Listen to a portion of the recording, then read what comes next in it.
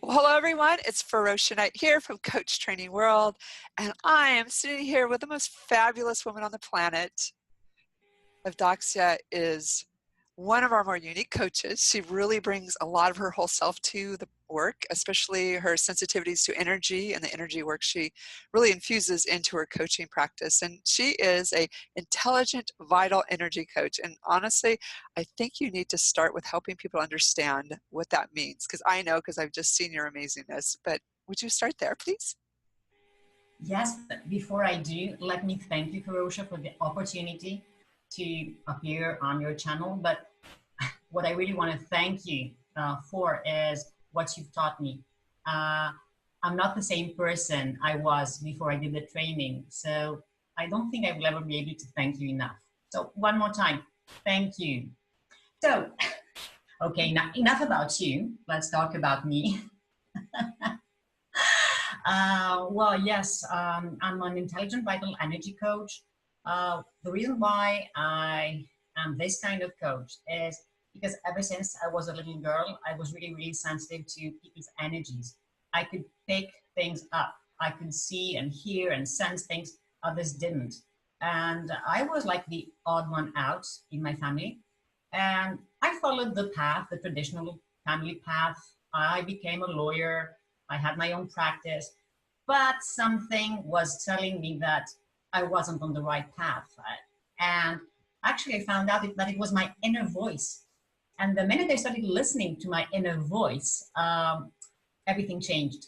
I started practicing Reiki, and then I learned and practiced it, and then hypnotherapy. And well, I use divining rods to test, to do energy testing, but something was missing because the people I accompany, I can't even call them my clients. They're not. They're just people who are maybe on the same path or similar path as my own. So the people I accompany came to me with questions and they wanted advice. And I knew that something was missing. So I wanted to do it right.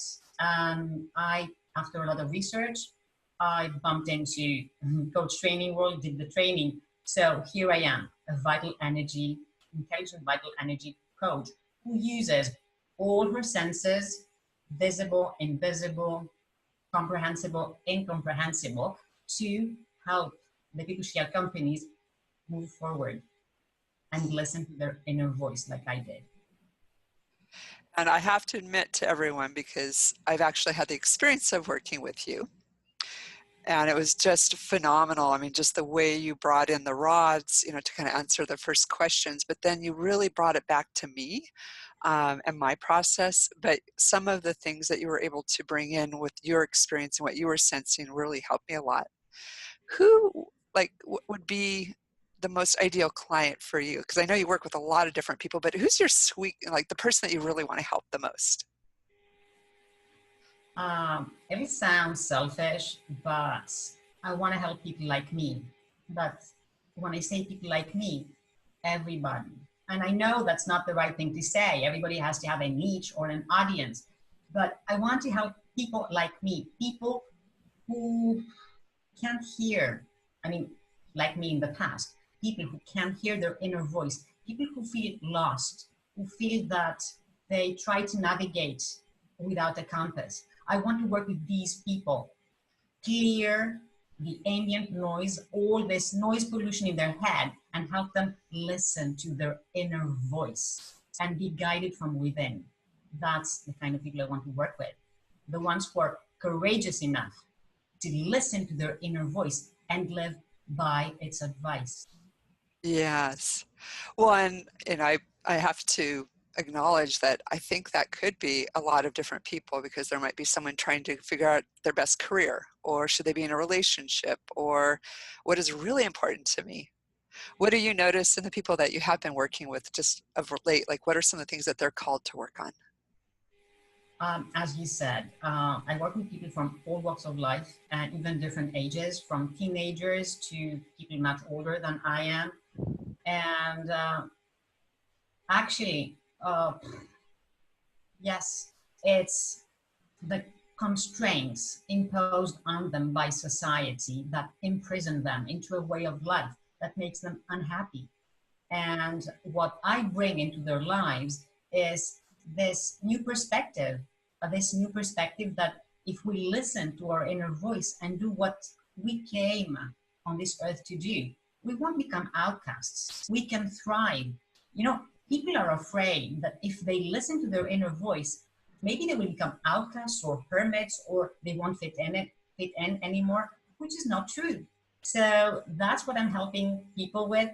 Um, yes, it's like, and I use, as you said, I use my superpower, my special ability to help them. I was coaching this lady yesterday, and um, she was talking about the problem she had. And anyway, I asked the question, which came out of the blue.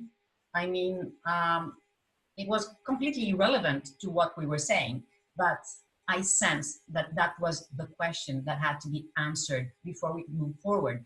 And actually, the session took a completely different direction, and this lady did so much progress that at the end of the session, she was like flabbergasted by that just one question that my intuition, actually my inner voice, told me to ask her. When what I'm hearing is, you know, your inner voice is also really showing up to help you to help other people. Yes, everybody has a mission on Earth, and all missions are equally important. I mean, every mission, even, you know, even the villain, even the bad guy, he's here with a mission. He's here. I know that might sound strange, especially to people who have been hurt by villains, but even villains have their mission on Earth.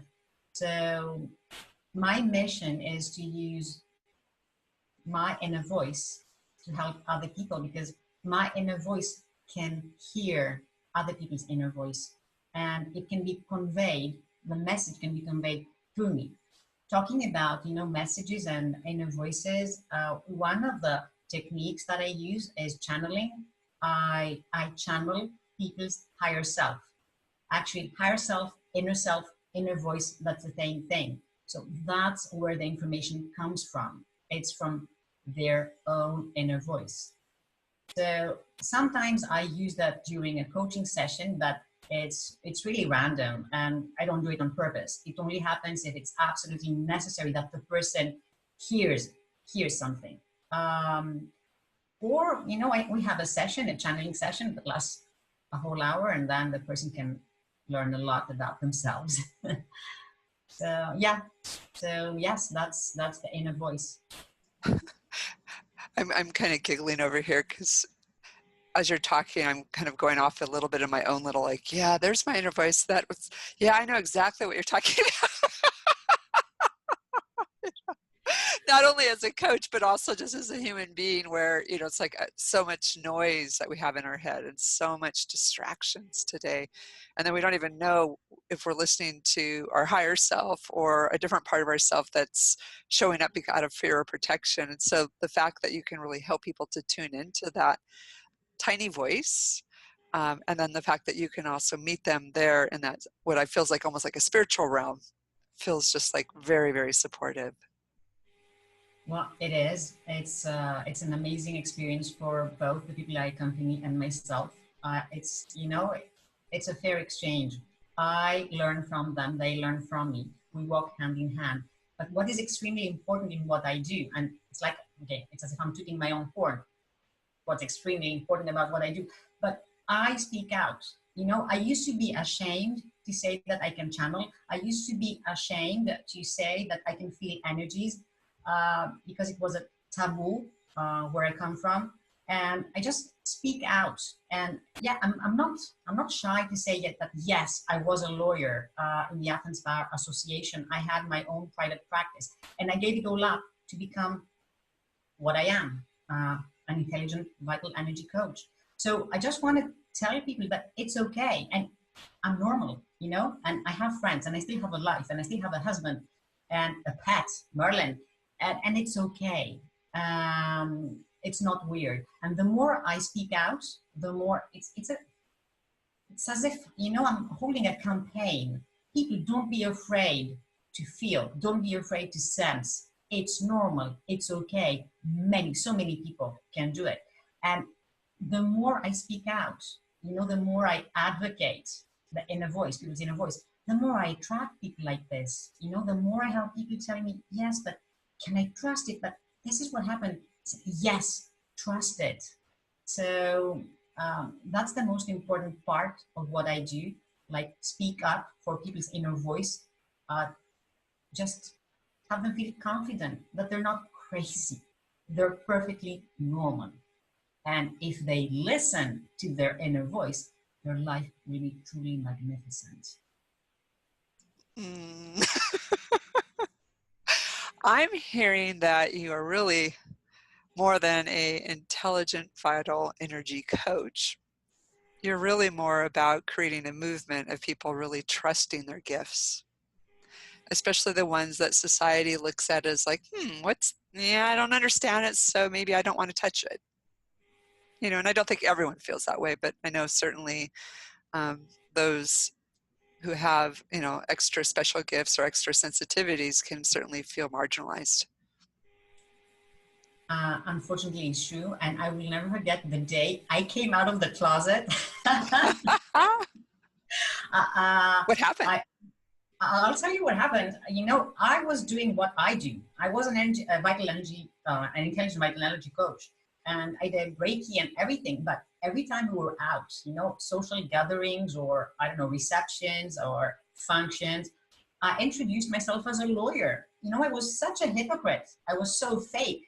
I put on, the look of the lawyer, and I was ashamed or afraid to talk about what I do. So we were invited to this reception, and there were like, there were ambassadors and I don't know, priests, but a very high level, and like high society kind of thing. It's not that I hung out with them. It was a special occasion, and I happened to be invited in such a function. And the hostess introduced me to someone from the IMF, and she said, and she is a lawyer. And I said, well, I was a lawyer, but now this is what I do. And the words flowed out of my mouth effortlessly, and I felt I was glowing. And I think that I was reborn that day. I was in front of, okay, I have no respect for the IMF, sorry, but anyway, or its practices, very, very strict. I'm Greek, by the way, we've suffered a lot. But I managed to say what I really was, and no shame involved. I was reborn, Feroshia. Yeah, that's the story. So I want to help other people feel the same way I did, liberated from this burden. People with gifts, get out of the closet, share your gifts with the world. If you want to share them, if you don't want to share them with the world, share them with yourselves. Take advantage of them. Use them. They're for your own good. They are. And I really, really love your philosophy, but I also really love your devotion to your clients and to your work, and to constantly becoming the even better version of yourself. Well, I'm trying, and if I become a better version of myself, it's also thanks to the people I accompany. Each person that comes to me comes with a gift for me. Isn't that the truth? I think when I first became a coach, it was my deep love of learning and self-improvement and wanting to help other people, but I had no idea that the gift would always give both ways. And it sounds like you're experiencing that as well. Yeah. Yes. It's such a fair trade. It's really a fair trade. So many people thank me so much. Oh, what you've done for me, I could never repay you. I said, but you already have. And it's the truth. I love people. I believe in people's kindness. I believe in our ability to love and feel compassion for ourselves, first of all, and then for others. Everybody is the same.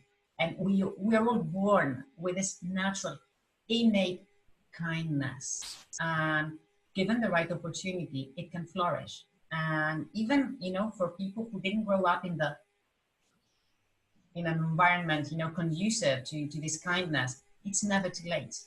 The transformation I've seen, I mean, I've seen so many transformations with the people I accompany, and someone, could say that, oh, this is a lost cause. There's no lost cause. Not even one person is a lost cause. And that's one of my mottos. There are no lost causes. Everybody's worth a second and a third and a fourth and a fifth chance. Beautiful. I'm hearing so much that you're doing. You're really helping people to connect to that inner voice and to trust themselves, but also on a whole nother level to help people to have that radical acceptance of what's happening and to be able to forgive. Multidimensional. Yes. This is what I try to do. I was searching for inner peace. I can't say that I found it. Sometimes I have it. Sometimes it's not there. It's not a given. It's a struggle. So I seek inner peace. I get it from time to time, and I want to help others find it, because if you feel good, if you have inner peace, why hurt anyone? I mean, all bad, everything that's bad happens because people are feeling bad. Nobody hurts others if they're feeling good, if they have inner peace. So true. So true. Oh, thank you so much for being here and sharing, and more importantly, being the light of who you are. Thank you. Thank you, Feroshia, for making me an even better person. Okay, if I was any good beforehand, I've learned so much thanks to you, and I've changed and I've grown. So thank you.